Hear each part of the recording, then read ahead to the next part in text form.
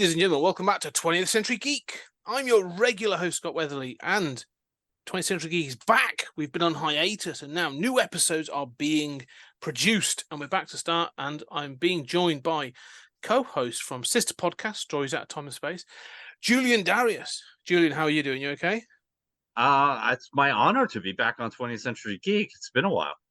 Yeah, well, I've been on hiatus. It was a lot going on. We've been busy because we've been doing a whole host of Stories Out of Time and Space, covering Black Mirror and a whole load of other films, and we've got other things going on. We're obviously starting our Akira Kurosawa project coming up soon. So, yeah, we've been busy. But yeah, 20th Century Geek is back, and we're going to be starting talking about things. And really, what better way to start back than to talk about a genre that is quite possibly in the death throes of 2023. We're nothing if not on the pulse, really, with 20th Century Geek. If we're going to talk about superhero films, and I think that there's been a couple of exceptions, but generally it's been a little bit of a bad time for superhero films of late. They haven't been the box office blockbusters I think people were hoping for. I don't know. I mean, I think Flash is, the best superhero movie ever made. Top of your top 10, because that's what we're going to do in the top 10. There it is. There it is. Ezra Miller with a bullet. It's true. We're sort of like at this turning point where these are not bankable blockbusters anymore in the same way, and really, there's a kind of writing on the wall. Like the genre will probably continue, but especially for a few years, but it's not really the same. Just kind of, throw some crap on the wall, it makes $500 million. Era. Well, I think we got to a point where, like I say, the content is so dense that, and the options are so wide that, it just doesn't work anymore. And that's not to say what's interesting. I'd say is there are ones that are making money. The Spider-Man, Across the Spider-Verse, the Miles Morales Spider-Man films, both done really well, but they're really good. They're animated films, and I think they sort of appeal to a different audience. So you do get those kinds of films, and you get I think Guardians of the Galaxy Volume 3 did well, but it's the end of a trilogy. It comes with a recognized IP. That's but all the new ones have really been struggling, which is fascinating to see. Well, and I think one of the problems is they're clogged with stuff, right? So we'll talk about some stuff from the classic era, but going back to at least Batman Returns, there was a feeling that you shouldn't clog your movie with too many villains, right? Yeah. But they continued in that mold with the next two Batman movies, and really occasionally you get like a Spider-Man or something where there's one villain, but almost always today there it's not only that there are multiple villains, it's there are multiple villains and multiple Spider-Man and Iron Man's in there. And, so by the time it's so over chock full, you can't tell a single through line story anymore. And I think that's part of the problem with this current crop of stuff. No, I agree. I think it's, too chock-a-block, just too much stuff. And I think it's all whiz-bang, isn't it? So on your sort of initial viewing, and this is what I find, actually, and it was interesting going back to this list, because we are going to do our top 10. So, this isn't greatest films of all time or anything like that. So, we're happy for people to disagree and challenge on these lists. But speak for yourself. Mine are objectively the best 10 ever made. They're going to go down in stone. That's it. Etched in stone. That's it. Final That's word. Right. Yeah. Straight on a tablet, I think, is where we're going to put these. 10 Commandments, 10 best superhero films. That's it. They're just up there iconically.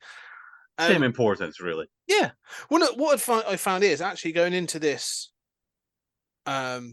considering some of these films, it actually made me reassess some of the films. And so there were ones I would have automatically gone, oh, it's that one. And the more I've thought about it as I've got older, I'm looking back and going, no, 10 years ago, 20 years ago, I'd have probably said, oh, yeah, definitely that one. But now I'm going like, well, no, actually, maybe this other version of that or that other film is actually, I go back to more often now and actually has stayed with me longer. So there might be some interesting choices in my top 10. But two things I wanted to throw in before we do it, because we're going to do some honorable mentions as well for ones that, you know, probably didn't make it. But also, I want to clarify what we consider to be a superhero film. For two reasons. Because we've got things like the MCU, the DCEU, which are very specific. You know, you've got your Superman, your Batman, you've got your Avengers, and all this other stuff, right? Very clear cut. But I kind of struggle, even like we say, Guardians of the Galaxy. I wouldn't say it was a superhero film. It's like a sci-fi adventure film. But I did the top 10 list. I was looking at lots of top 10 lists and some of the bits today. And like Dredd was in there, which I love. I love Dredd. But I'm like, yeah, Dredd's not really a superhero. That's, again, like a sci-fi action film. RoboCop was in there. And again, I'm like, no, RoboCop's not a superhero. Like, I agree with you about both Dredd and RoboCop. I think Guardians could kind of get in there, but I would, Yeah, it does, because I think it sits within the Marvel universe. But yeah, those are the two not. So where would be your lines? Is there anything that you'd say, oh, that is, and maybe that isn't, or anything like that? Where do you I think agree with you completely about Dredd and RoboCop. I mean, I think that it doesn't have to originate in a comic. But I think if it originates in a comic that is part of DC and Marvel, right? I mean, I guess I would probably take out, say, Constantine. I don't think that that's really a superhero. No, I took him out of the list. Yeah. Not that was going to be in the top 10. No, but I discounted those kinds of films. Yeah. Yeah. No, so I think if it's either DC or Marvel, or like an obvious superhero sort of universe kind of thing, or it's clearly somebody with superpowers, right? Yes. I think you could make a better argument for, say, like Carrie belongs as a superhero than you could Dredd. Well, yeah, you could say that Carrie is very similar to, like, say, Brightburn, which is that, kid gets superpowers and does, terrible things with them. So yeah, I'd agree with that. I think that's no different to say, like, Carrie would end up in the X-Men, surely. Yeah. So yeah, and there's others I thought, like, as you say, ones that didn't originate in comics but would do. Like, there's a film called Chronicle. Yes. Which I say was a superhero film, but obviously, yeah, it's a found footage one and that sort of thing. The two I was going to throw in as a bit of a sort of a curveball was, what are your thoughts on Ninja Turtles as a being within the superhero genre? And I was going to actually, Constantine was going to be the one I was going to sort of throw in because I discounted him, but I would discount Constantine, and I discount Ninja Turtles. To me, Ninja Turtles aren't superheroes. I mean, they're mutant turtles. I mean, I don't know. But the thing is, if the Ninja Turtles were in the DC or Marvel universe, like Guardians, I'd probably be like, okay, close enough, right? But Ninja Turtles never felt to me like superheroes. I mean, I know they kind of have a costume, but and they have powers, but their powers are training. But I mean, for me, it's really like Batman and the Batman family of sort of non-powered characters that is an issue. But obviously, we all think Batman's a superhero, right? So therefore, that all goes in. Yeah. But really, you could make the case that Batman is a lot closer to sort of James Bond than, a real superhero. No, yeah, that was sort of where I was actually going to go, because if you said no, I was actually going to say, like, well, what about Batman and Nightwing? Because you're right, there are those characters that even within the MCU, like you say, they're truly superhero adjacent. Like Black Widow isn't a superhero, but she exists within the Marvel universe, or so I'll say you have to say her film is a superhero film, but yeah, she's like superhero adjacent. So you would also not classify the Turtles as superheroes. No, it was, as I was going through. It's wrong. It does. They're on a lot of lists as you go down, just superhero films in general. They're there, but I'm a bit like, yeah, it doesn't feel. It feels a bit like and this was my sort of problem. Like, it feels like a bit of a catch-all, where, like, I've put in superhero movies, and you've got things like, I'm just going through this one here, but the ones that I was not confused by, but I thought was bizarre, was like the Snake Eyes movies on there, the G.I. Joe movies are on here, Transformers, and I'm like, none of those are superhero movies. No, so I'm a bit like, Hellboy, technically, I Yeah, suppose. kind of. So yeah, it's an interesting sort of The like Shape of Water. yeah, yeah, like, Why not? yeah, it starts to I sort mean, of it's kind of a super villain, but it owes more to like the Universal monsters and like Creature of the Black Lagoon than it does superheroes, right? exactly, yeah, you start to get into those things, and um, As you're talking, I am desperately revising my list to take Secret of the Ooze out. Secret of the Ooze is not the worst of the turtle films. Let's be clear. Turtles in Time, the third one, is Oh, was is that? is even. If you've never seen it, it's a Did they put did they put Bebop and Rocksteady in that one? no. That's the second. Well, no, That's they're not called Bebop and Rocksteady, but there is a snapping turtle and a wolf, like a timber wolf thing that gets mutated in two, and then no, they okay. go back. They go back to feudal Japan Mm. in three, and Lots of meditation sequences and yeah, Kurosawa-esque shots of cherry blossoms in bloom. yeah, you're not. Yeah, it's closer to sort of Seven Samurai than you'd be, than you'd expect. Not in Hmm. a good, not always in a good way. But yeah, it's an interesting one. Maybe one day I'll cover off the Ninja Turtle. We'll do the Ninja Turtles retrospective because that's a really bumpy ride. That is. Mm, Um, no kidding. but let's get into. Let's start looking then at our top tens. We've got a couple of let's say um honorable mentions. And I think my honorable mentions, I think you mentioned before, just to clarify some of these, are films that I really like, but I don't think I Mm. can justify putting them in the top 10. Yeah. um, or I know they're really bad, but I still love them. Mm. Those sorts of things. So I'll let you go first. Well, for me, it's sort of stuff that got edged out for one reason or another. Um, I would put honorable mentions. I've got a few. I would put Brightburn and Chronicle both in there. I Mm-hmm. could include either of them. I think they're both good movie. I think Chronicle's better, I but I agree. think Yeah, yeah. you know, um, they're worth mentioning. But they're sort of deconstructive sort of things. I mean, and Chronicle probably, you could argue that should get in there somewhere. The first Spider-Man didn't make the list. Mm. Um, the Suicide Squad, the James Gunn one from recently, got edged out. I feel bad about that. I mean, I like it. It's really good. It's just it doesn't amount to an awful lot. Um, I wanted to mention there's not a lot of Marvel on my list, which is not going to surprise absolutely nobody.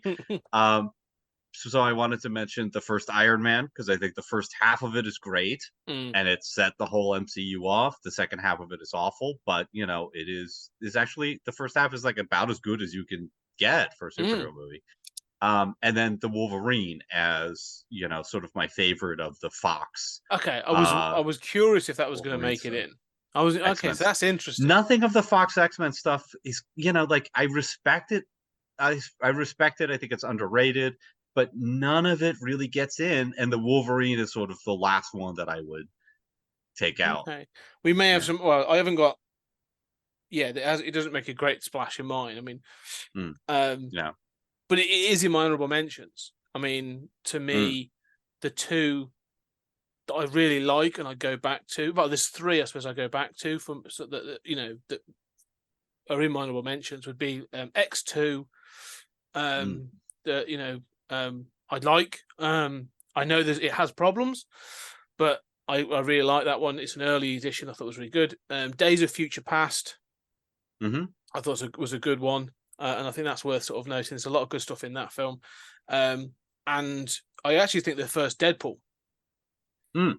Mm-hmm. It's a cheeky sort of low budget, you know, doing something different and dared to be different, and I respect it for what it did, and it's a lot of fun. But it's not really in the top 10. But I think of the Fox, I went back and watched First Class not long ago, and Mm. everyone raves about that, and I was a bit like I kind of felt bored. I was a bit like, Yeah. this is all right, It but feels it's a little not. by the numbers, like it's Yeah, perfectly adequate. It's, it makes a few missteps here and there, but it just feels a little by the numbers. yeah, it's carried by a good cast. I mean, the cast aren't Yeah. very good, but like it's really, I got kind of bored. So yeah, I agree with you on those. Um, the others within the MCU, I haven't really I thought about Iron Man. I haven't gone back and watched Iron Man in probably 10 years. But one I do go back to quite a lot, but just got edged out, is the first Captain America movie. Because I love those sort of like pulpy, I'm actually a fan of that 90s splurge of sort of like pulp hero films, and it sort of feels kind of adjacent to that rather than the full superhero thing. So Joe Johnson does a great job in that in Captain America: First Avenger, but there are better Marvel films outright. But it's definitely sort of, to me, it's an honorable mention.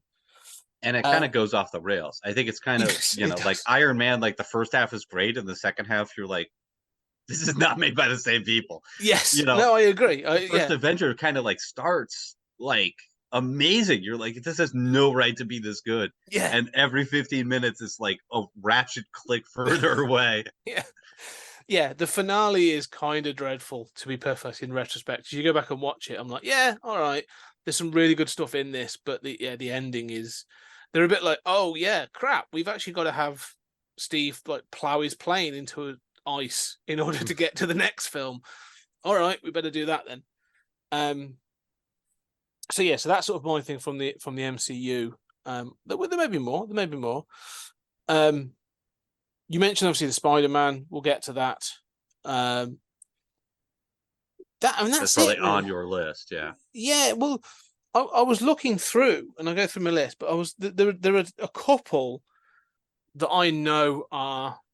There's two I want to mention that I know aren't good films. Are you talking Toxic Avenger? No, actually, no. Although, yeah, that obviously is on this sort of like encompassing all superhero films. No, yeah. They are in that realm though. The first one is The Shadow from 1994 with Alec Baldwin.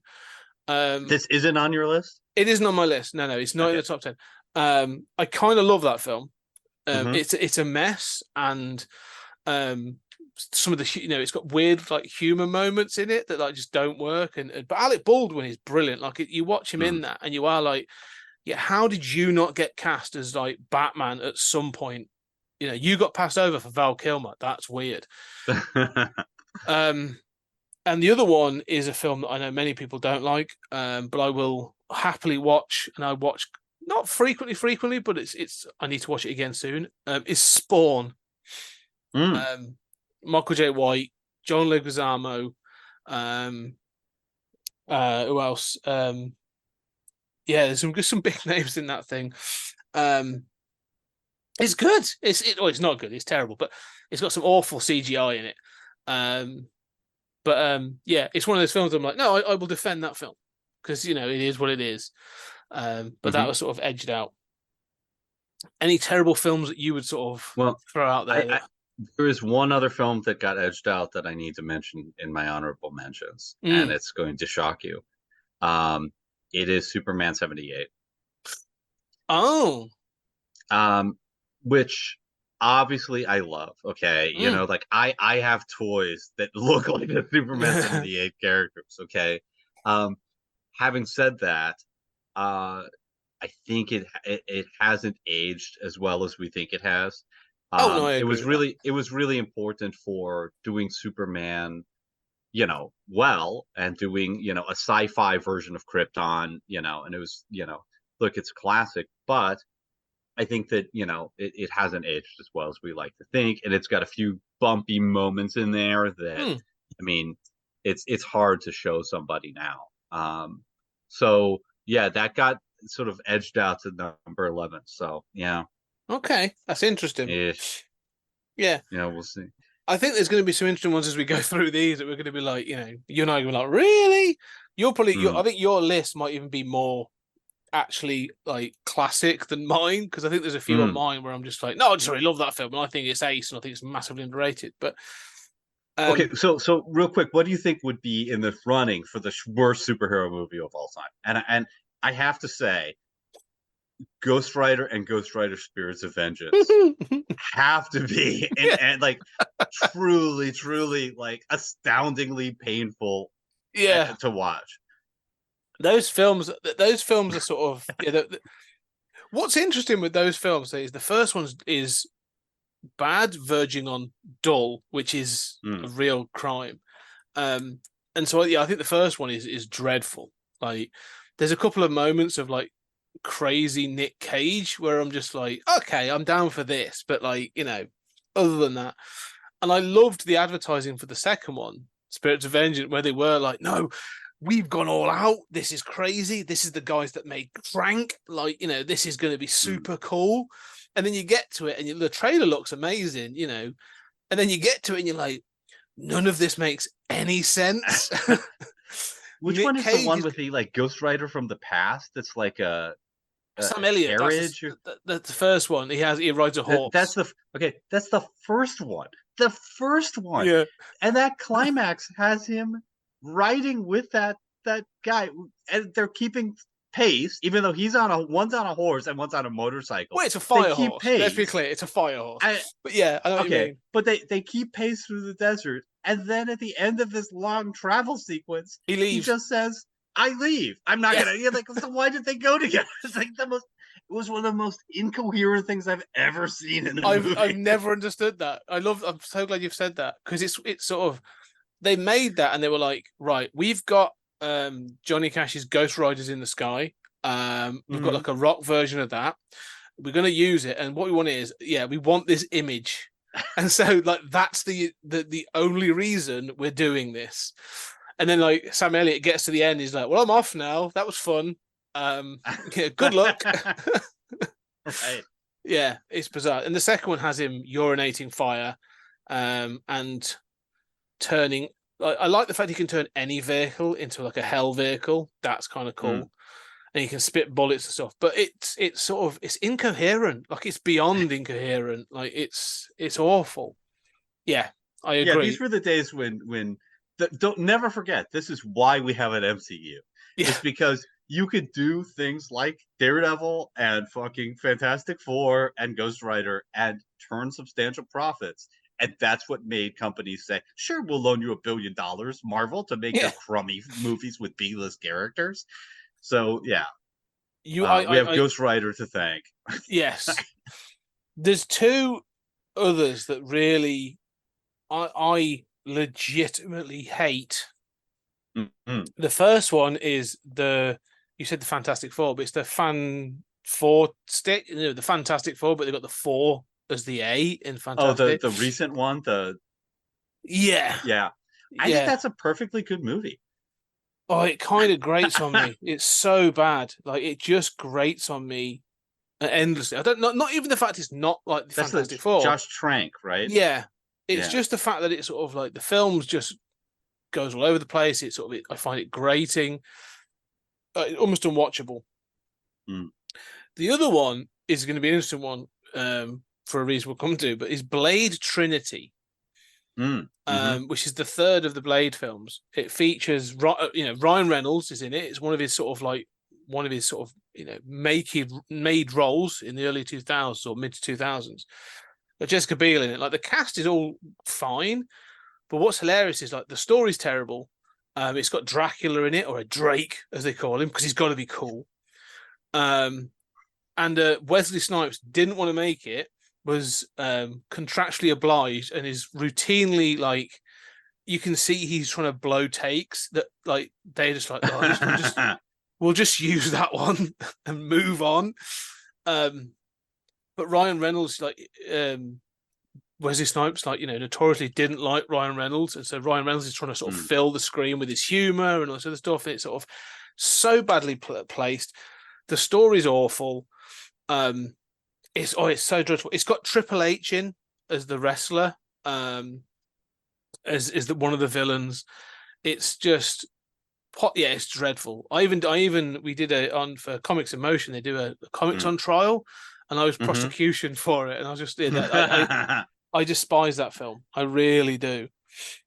So yeah, they're two that I really sort of like, that really just like, grate on me. I have to confess, I have not seen any of the Blade movies. We'll get into them, because I think one of them in particular sort of is a favorite of mine. But yeah, that's it. I find that a lot of films. You and I have sort of come to this opinion that like, the majority of films are just like meh, you know, Yeah. not overly awful, not overly great, meh, watchable or whatever. And I do find there's a lot of like superhero films like that, where like Yeah. the whiz You know, bang's there's a lot great, of but like bad superhero movies. There are a lot of movies that I don't know. I mean, as I get older, I mean, I remember like I thought Thor: The Dark World had set a new low. I mean, oof. I can't imagine somebody I mean, there are Marvel fans who put that as like, yes, another A+ for Marvel. I mean, but I mean, But like seriously, yeah, like I haven't seen the Quantumania, but like no, don't. I think the first Ant-Man was perfectly Uh-huh. solid. Middle of the road Matt, right? Yeah. Maybe better than Matt, but shouldn't be on anybody's best of list. But that second one, Ant-Man and the Wasp, I thought was like this is like you were going for an F. There was no way nobody involved in that wanted anything higher than an F. I mean, just abysmal. Just like movies. I'm talking about movie watching experiences that are so painful that my Mm. body still remembers the experience. Like I have trauma in my body from watching some of these movies. No, you're right though. There are films when sort of like I looking back and I thought of, you know, there are. I think as I've got older, maybe I've got grumpier, or maybe I've just got Mhm. like because there are people that are just like, well, I watch it and I really enjoyed it and I loved it, and I'm like, cool, good for you, that's great. But Yeah. I can't get on board. Like the Venom films are another one where I'm just Hmm. like, I haven't been able to get through the second one. Like I've tried, and I started I watching it, haven't and been I was able to just, get through the first. oh, I got through the first. I'm not saying it's good, but I got through it, and then I was like, I really probably get around to watching the second one, and Hmm. yeah, I couldn't get through it. But there's been this weird shift, as you say. I want to sort of just finish on this. We'll go on this point before we get into our top Yeah. tens because there's two other films I wanted to throw out that baffle me as to how they got to where they are. The first one is, and they're both sort of within DC. The first one is Wonder Woman 84. Because the first Wonder Woman, I actually really like. Actually, I'm Hmm. not going to say where it is, but we'll talk about it. But Wonder Woman 84 is so from the get go Abysmally is bad. Yeah. quite horrendously awful. Yes. Like No, structurally, the literally story, like from the intro sequence. yeah, That's like, she's been around, but she's been hiding herself. Except she's on camera constantly, yeah, and everybody has seen her. I mean, literally from the intro sequence, that's supposed to be a cool intro sequence. It makes no sense. yeah. That It's that was a really film where horrible. that film left me sort of scratching my head, where I was just like, you're just like, huh, that's what you chose to make. Like Hmm. you now have introduced the invisible jet in a signed way, but it makes no sense. You've then got you've brought back Trevor, Steve Trevor, but you have his spirit in somebody else's body, and you're doing all that, and that makes no sense. Like I was like, oh yeah, like no, there are bad choices after bad choices in that film, and it's just and, really and and then there's this magic fighting armor that like appears and yeah, she wears it like, and it's literally like, I mean, if you thought all the crummy Star Wars stuff like, oh, okay, we're gonna sell another Luke figure because he wore this outfit for 2 seconds. If you yeah, thought that was bad, we invented this armor that she wears for a scene, a transit scene, and then it just disappears. Like, yeah. I guess she took it off over the ocean. I don't know what happened. And then it's Like, all and that is I'm all so over confused. and that was all over the posters and everything. So Oh like yeah, yeah, yeah. No, that film mind-boggling.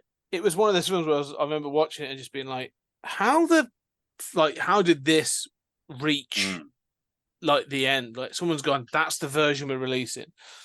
Um, Well, I think my problem is basically the buzz on the first Wonder Woman was that Jenkins Patty Jenkins did anything she wanted except for the climax, and that mm, the climax was the studio saying we want the superhero climax. yeah, yeah, yeah, So, and that's the weakest part, right? yeah. So everybody loves that movie, and they're like, look, do whatever you want, right? It's like James Gunn or Snyder. Okay, Mm-hmm. we're gonna trust the director now.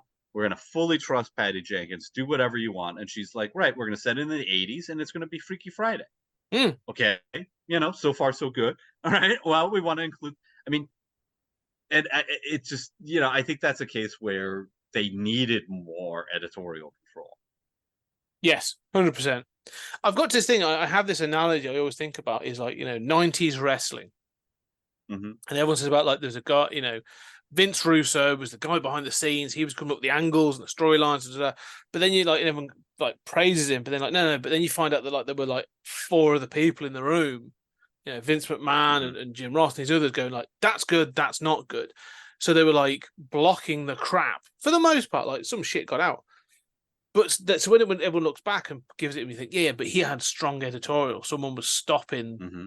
some of that stuff coming out, and you think that's what needs to happen on some of these when they go like director, do what you want kind of thing. Great, let the creatives, but at some point, someone needs to say that's not good. That's not a good idea. So yeah. The other one I always find is exactly the same thing is, and I wanted to throw it in because it's one of the worst films I've ever seen. Is The Spirit. Oh, We've God. talked about this offline a few times. This is the Frank Miller created. He obviously followed up. What's it called?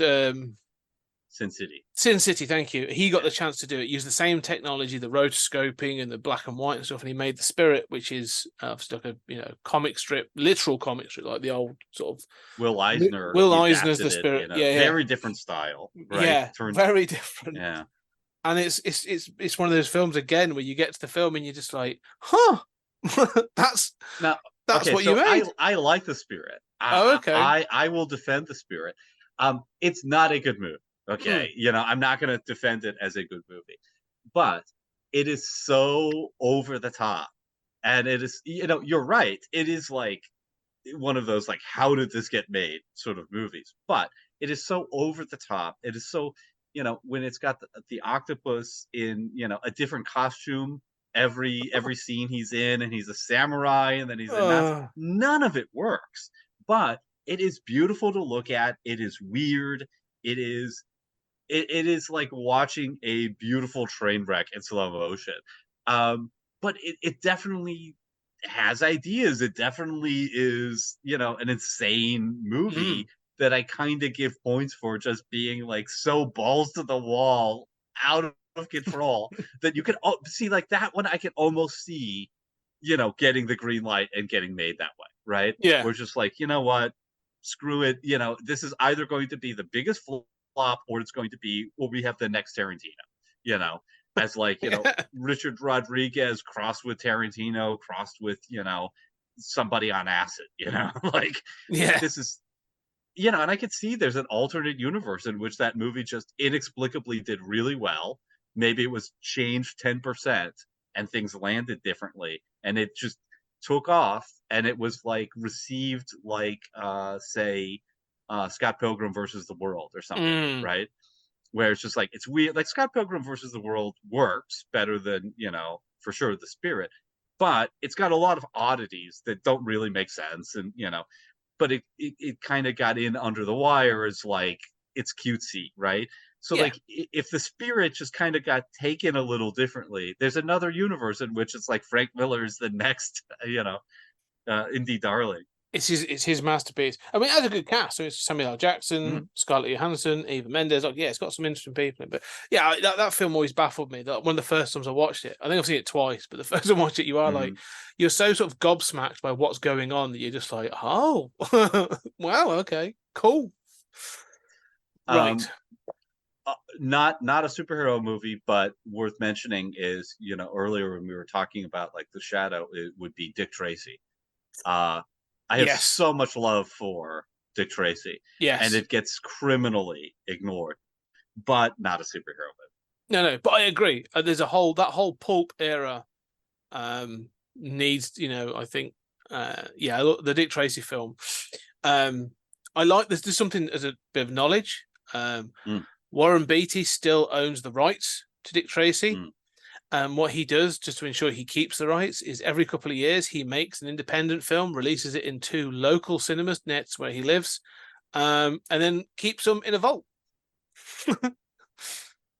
So no one's ever seen them. That's it. And it's made sure that he's maintained the rights to Dick Tracy since the 90s when he first acquired them. So, like, they're literally waiting for Warren Beatty to die so that they can get the rights to Dick Tracy back. Wow. Yeah. He's very protective of those rights. Right. Let's get into it though. Let's pull the trigger on this, and do our top 10 lists. Yes. Yeah, this is going to be interesting because I think this is going to be quite varied. Go on. I shall let you. You're the guest. I shall let you go first. What is your number 10? In the number 10 spot, we have a movie to which I know you will not have an objection, which is Tim Burton's Batman Returns. Yeah. Now, beloved by many others, perhaps more than me. I do think that it is overclogged. I do think that it, sort of starts the bad trend of having too many villains. On the other hand, it is such a delightful bit of Burton-esque craziness. Some people will say it's better than the first. I don't agree. But I will say this: it still has the best Catwoman. And consider what a shock it was, like we've talked about, like the Happy Meal incident, right? Like what a shock it was to have Danny DeVito as the Penguin, and Michelle Pfeiffer dressed in S&M wear. Like what a shock this was to the American system. Yeah, and Warner Brothers. And Warner Brothers for the fact that they were like, yeah, we've got like a Happy Meal deal, and all these other sort of like companies are coming in for sort of licensing deals. So what's the film? Yeah. S&M Catwoman, Monster Penguin, and Child Abduction. Mommy, can I get the Cat of Nine Tails with the Happy Meal? Yeah. Yeah. It's a good film. It's gonna it's one of those that sort of like I think about often. You say, is it better than the first one? And I and ah about this a lot. Because I think sort of the first one is obviously so iconic, and obviously you got Jackson. We'll talk about it, I think we're going to talk about it. But this one, there's something I think this is you say, is it better? It's this thing of, I watched Batman Returns like almost every Christmas. Like it's become like a weird sort of alternate Christmas film. But I would say I think Danny Elfman's score for Batman Returns is better than for Batman.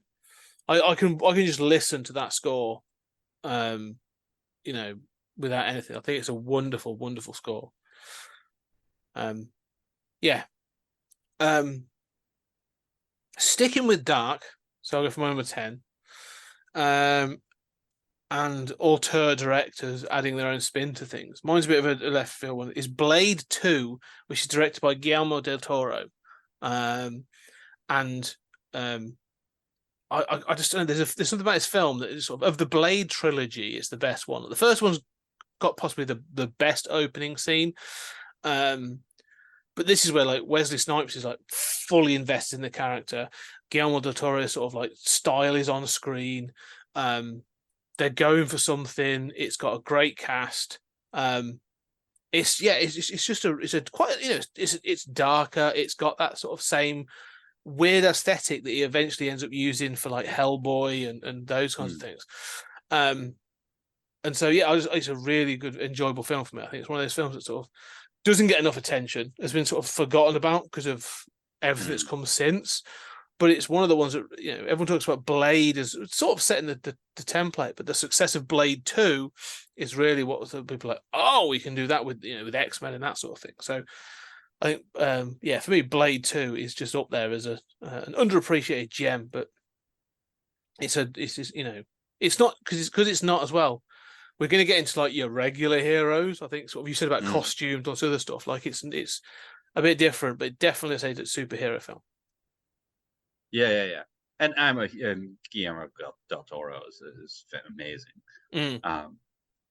So what's your number 9? You gonna switch off? Yeah, let's switch it up. So my number 9, we've sort of touched on, and I think about this one. It's Wonder Woman. It is the Patty Jenkins Wonder Woman. And again, I know that I recognize that the end of it is a little bit.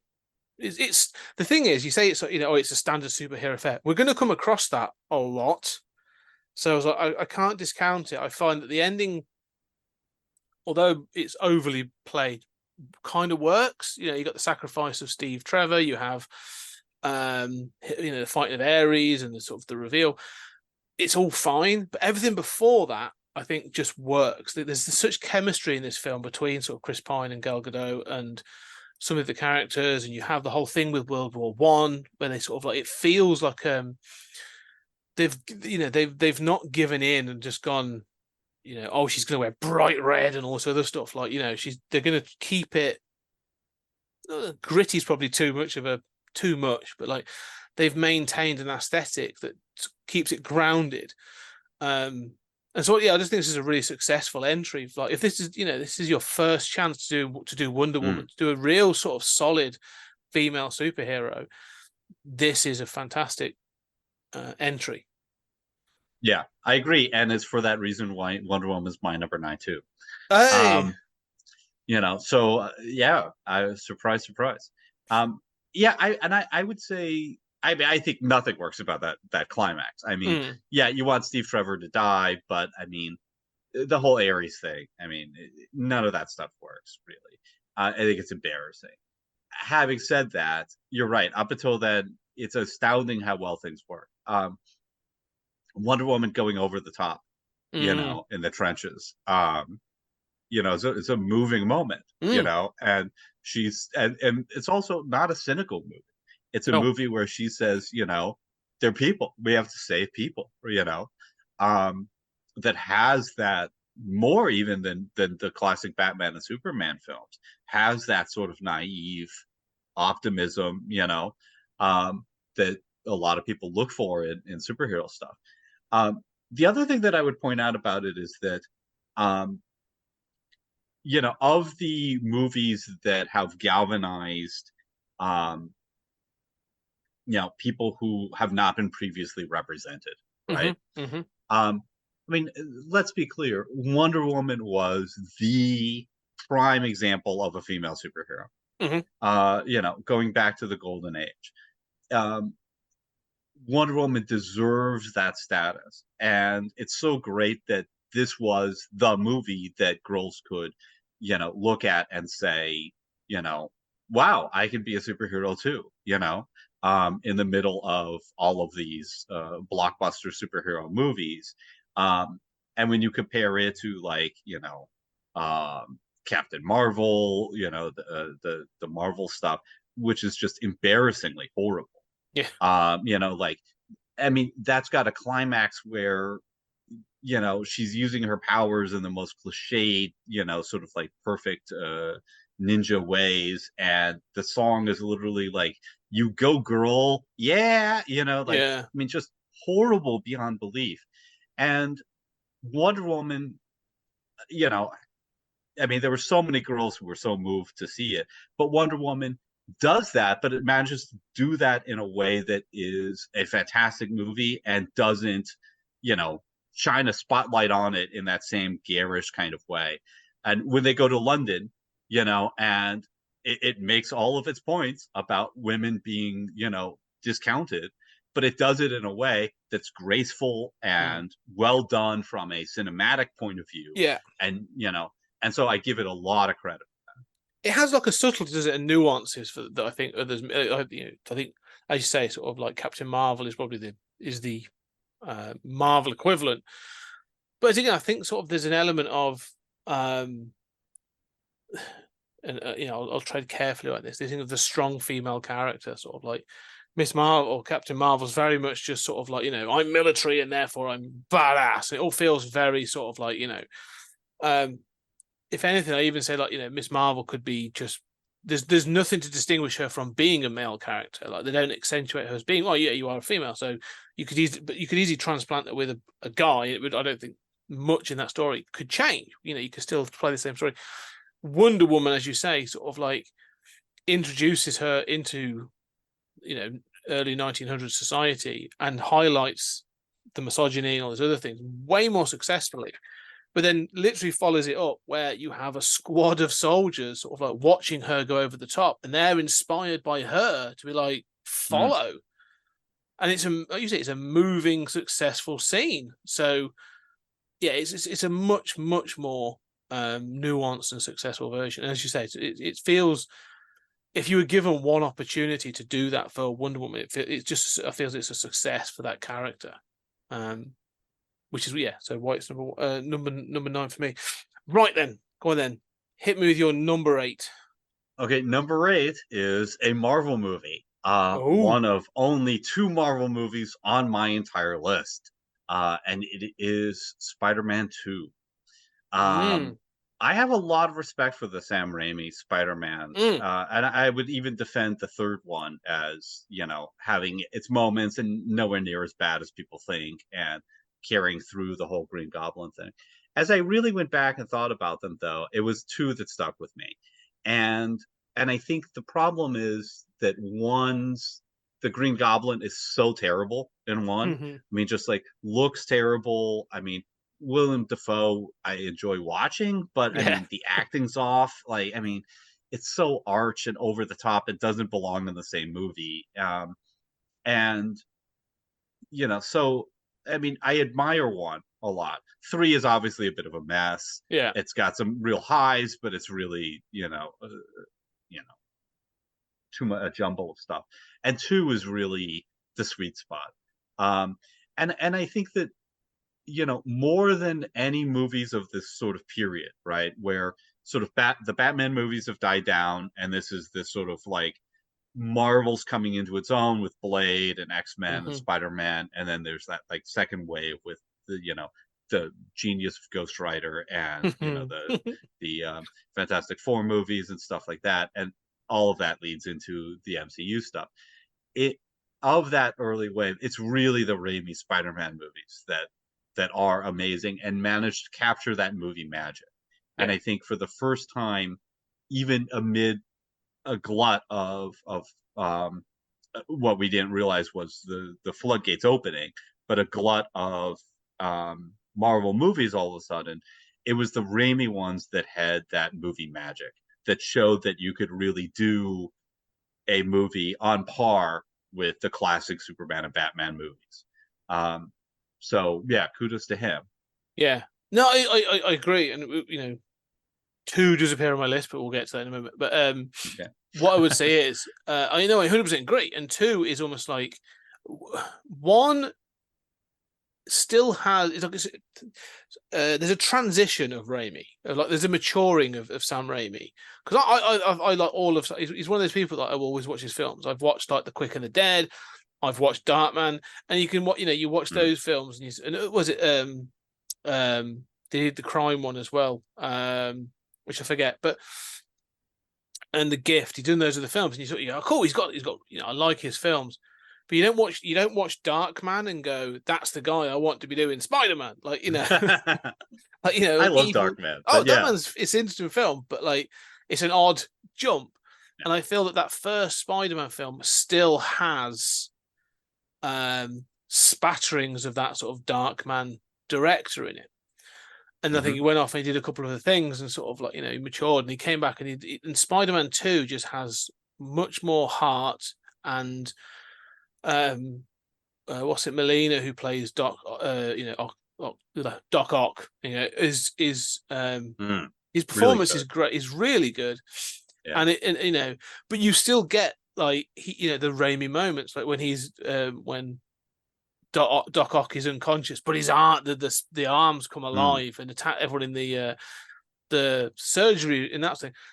It hits those moments, but still it has some really fantastic moments of pathos and nuance and stuff. And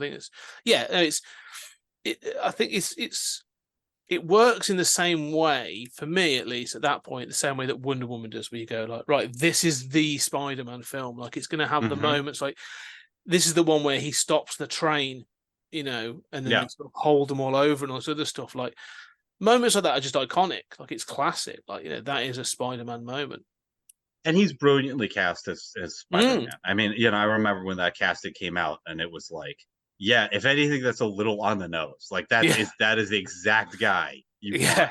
And I mean, it's like we hear the casting of like Superman. We just had a reason, and it's always like, why would you cast that guy? Like, I hope it works, right? But like, why would you cast that guy?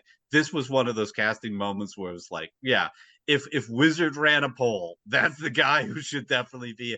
And to this day, nobody could beat him as Spider-Man. I mean, he's just the guy. Yeah. No, I think more. I enjoy the Sony/MCU Mm-hmm. Spider-Man films. I think the trilogy is fine. They're overstuffed and there's a lot going on. But in the latest one, like No Way Home, Mm-hmm. not to spoil anything, but I mean, the moment that those, the cameos were revealed, and you have an older, um, you know, Tobey Maguire, Peter Parker coming in, like that was the cameo I was looking for, like, and it Yeah. works. And you're just like, oh man, yeah, that's the Spider-Man I'm looking for. So, yeah, no, you're right. It works so well. It's a wonderful film. Um, What's your and number 8? very different and probably a little controversial from a superhero point of view. But this film means a lot to me. It kicked off the glut of pulp hero kind of sort of things during the 90s. It's The Rocketeer. Oh wow, yeah, good call. Um, I love that film. Again, that's like, great casting. The fact that they kept the film so much like, um, The um, Dave Stevens comic. yeah, it Yeah. looks like it. They kept all the bits and pieces. It plays like a pulpy film. Like you've got Timothy Dalton playing a smarmy Clark Gable or Errol Flynn, who turns out to be a Nazi, and you've got all these guys.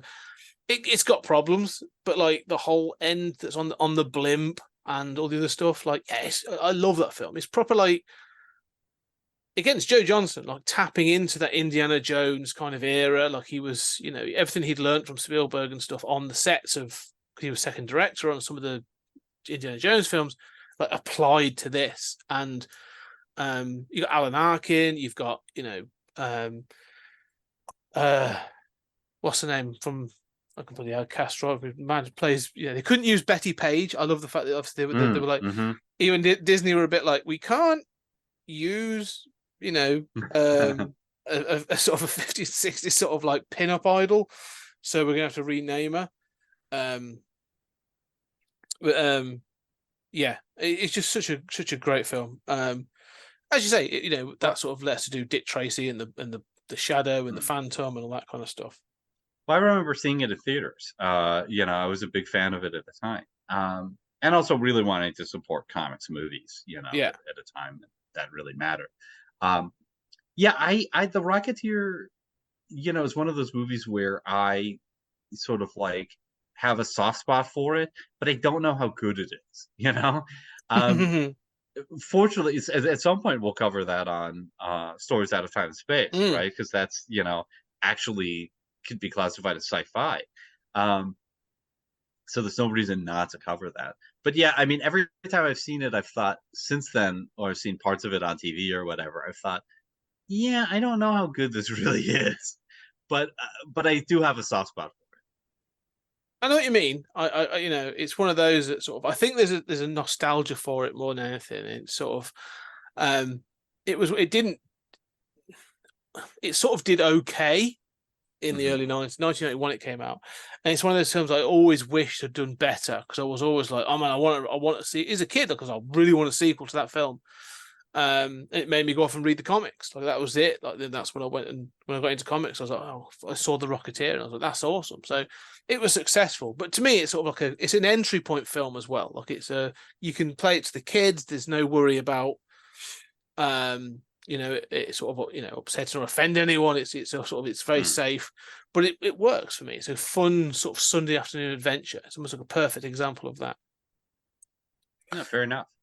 What was your Um, number 7? Number 7. Okay, we've already talked about it. Spider-Man 2 Yeah, was my well, number very 7. close. Yeah. And for all the reasons you said, it just works. It's a standout film. And yeah, rightfully up there. What about yourself? My number 7 is having done Spider-Man 2 is Superman 2. Now recall Superman 1 is on my honorable mentions. Mm. Uh, Superman 1 has a sort of like classic 3-act structure, right? Where it's like Krypton, Smallville, Metropolis, right? And the Metropolis one kind of like stretches, and but Superman 1 has, so obviously the silliness with the nuclear missiles, and Yeah. kind of like it kind of falls apart in that Metropolis section a little.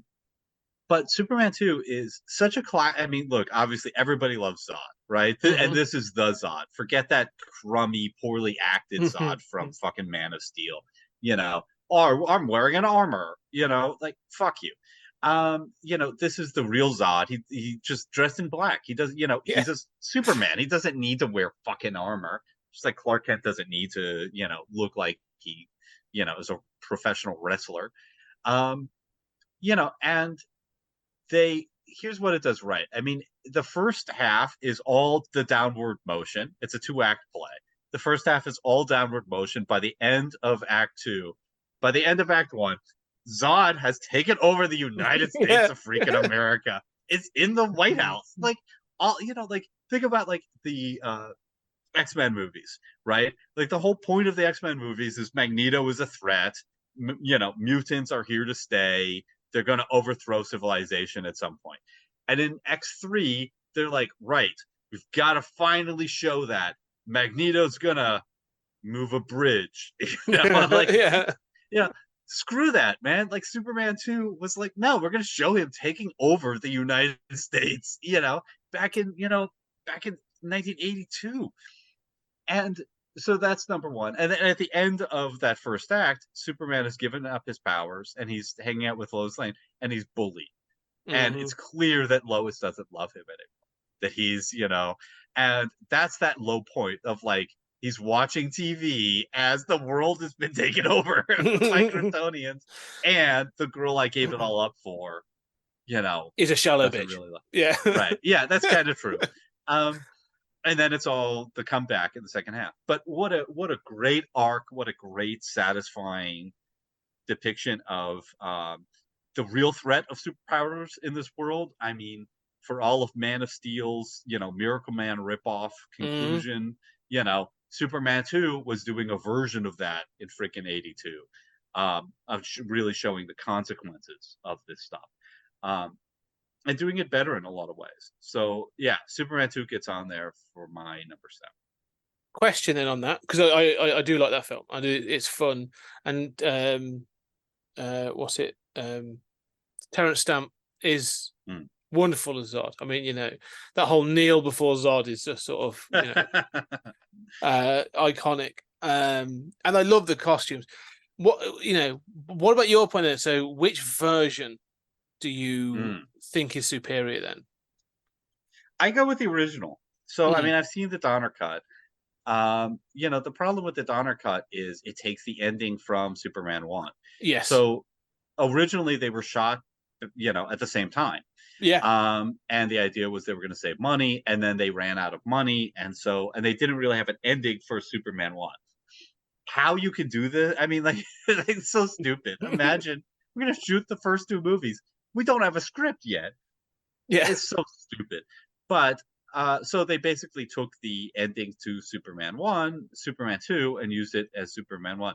So as a consequence, in order for the Donner cut to work, you have to have Superman in the world, right? Because you have to imagine Superman 1 happened.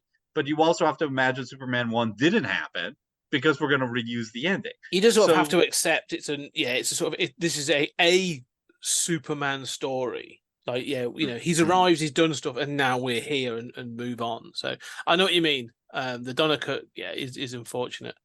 It's a nice example because you get sort of, of alternates. But I agree that I think the theatrical version is a much more satisfying film. There's some stuff with Lois, with the Niagara Falls, honeymoon stuff that works really well, and that I think it's really cool. It happens differently. That stuff is more interesting to me than the climax of the Donner cut. But no, I'm an originalist. No, it's interesting. So I agree. What's your number 7? Or you just did number 7? We're number 6. Number 6. Okay, that's your turn, right? Yeah, so you go for it once. What's your number 6? Okay, so this is going to surprise you. This is The Joker, 2019. Oh, the Joaquin Phoenix one. Okay. now I know it's seen as an incel movie. Put that aside, right? I mean, that's a little like blaming Dark Knight for the Aurora theater Mm. shooting, right? I mean, put that aside. This is a spectacularly well acted, well choreographed, well directed, well written. The music, is top notch and was incorporated into the filming in a way that, had never really been done before. I mean, this is a masterpiece of a movie from start to finish. Um, okay, is it in some ways it's not a superhero movie, right? Because not only is it the Joker, but it's obviously trying to do Taxi Driver. yeah, exactly. But I mean it's a better movie than Taxi Driver, frankly. Um, Yeah, I'm not going you to know, argue with that, to be perfectly honest. a- Yeah.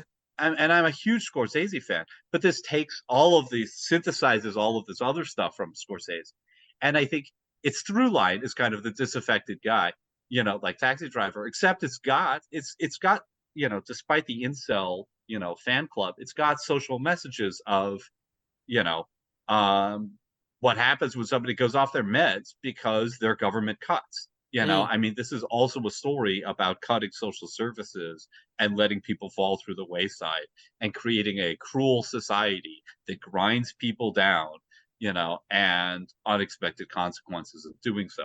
It's a little falling down. I get why, the white angry people like it, but if this had come out 5 years earlier, nobody would have pointed any of that out. No, agreed. So I think it is a masterpiece, and deserves to be on the list. It's an interesting film. I agree.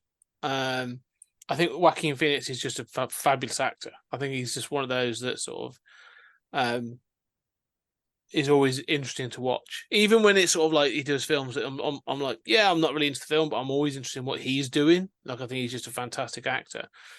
And he is fantastic in this. The fact that it's so close to Taxi Driver sort of is a bit like, yeah, okay, I get what you're doing. I agree. I actually think this is better than Taxi Driver. Sort of, I think we're both going to get hate mail on that one, but um, it's one of those weird ones where I'm like, I don't know. You and I have had this conversation like before about where does this sit in, like, I know this isn't canon, and obviously they're going for that late 70s, early 80s vibe. You have a young Bruce Wayne in it, and really the villain is sort of like Thomas Wayne and all this other stuff. And there was all these discussions of like, well, is this sort of like the original Joker that inspires like the Batman Joker and all this other stuff? Well, no, it's not that. Like, it's not that. This is almost like an Elseworld. If you want to take the comic version, this is the Elseworld kind of thing. And so I understand that it works. I think as it gets to the end, there's the whole sort of thing where his delusions and who's been telling him, he has his delusions that the I forget the name of the character, but played by Zazie Beetz, the neighbor, has been, all of a sudden you realise that she wasn't there. Kind of stuff is a little. I find it a little hokey. But I agree what you're saying. Also, it sort of works, but yeah, it doesn't reach my top 10. I'll put it that way. Fair enough. I'm going to counter you with one that I think you will probably feel the same about.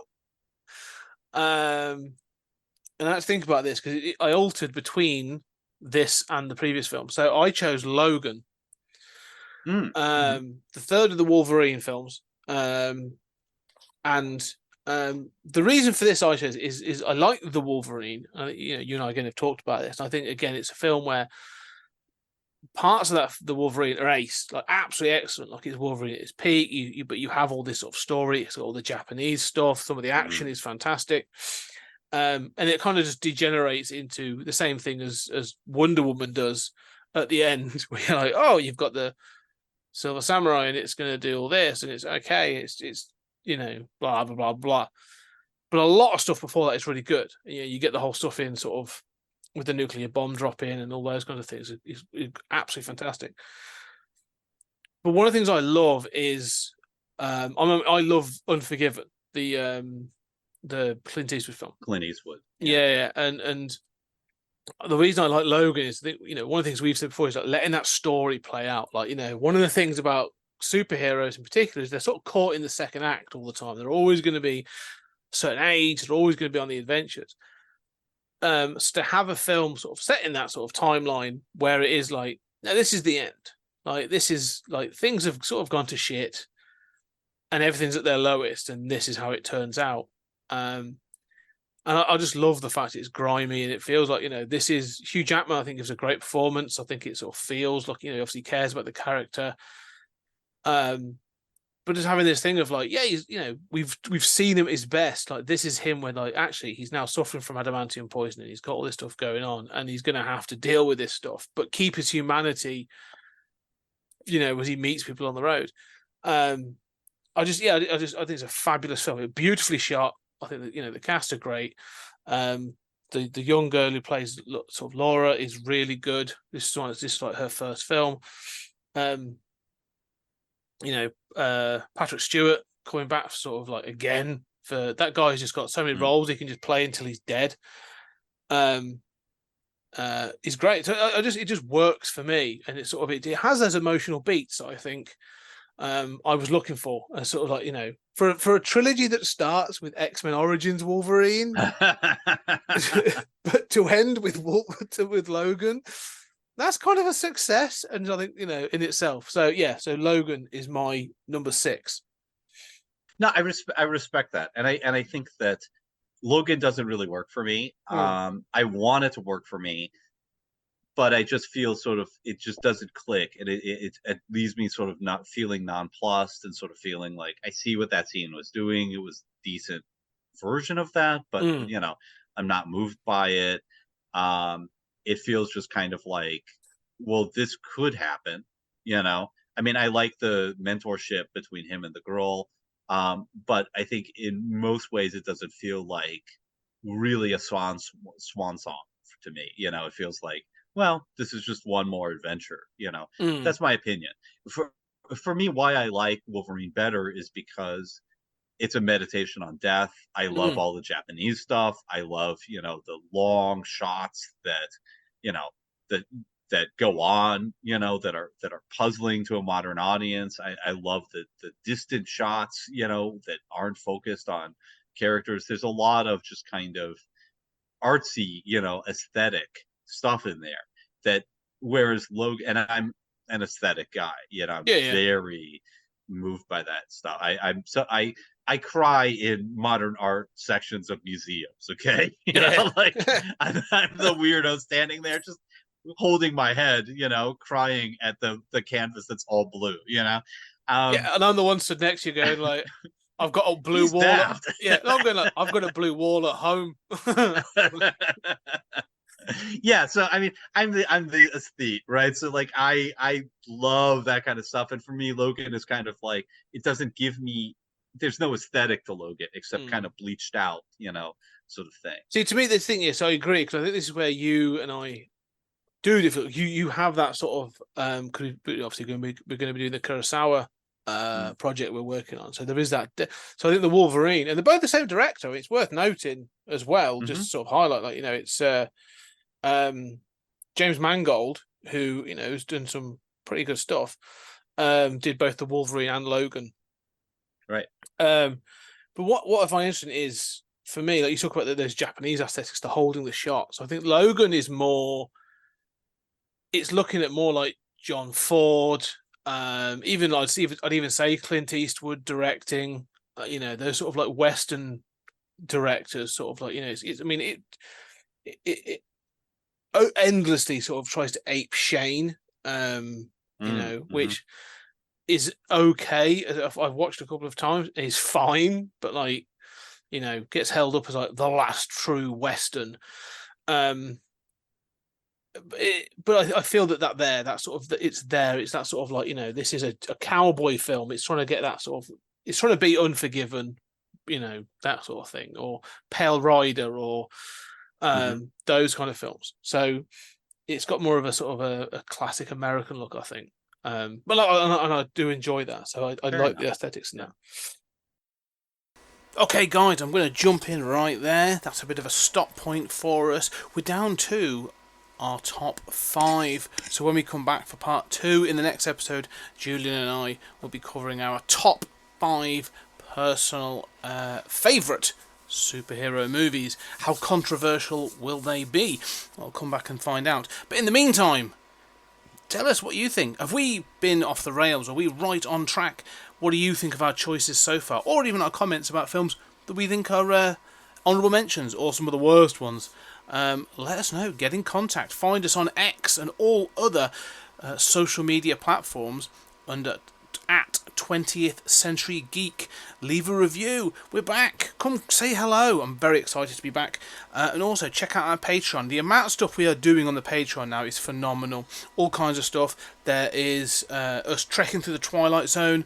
We're talking about all the Twilight Zone episodes of the original series, the Rod Serling episodes. We're still doing 30-minute thoughts, but also we're now producing bonus material for Stories Out of Time and Space. So for every film that we do over there, we're sort of doing a bit of a side thing as well. Additional sort of supplementary material. For example, we did Blade Runner 2049, so we did the sort of the animated and shorts that came with that, and we discussed those. So we've done all kinds of things like that. Go check it out. But for the meantime, thank you very much for listening. I greatly appreciate you all, and we shall see you on the next episode.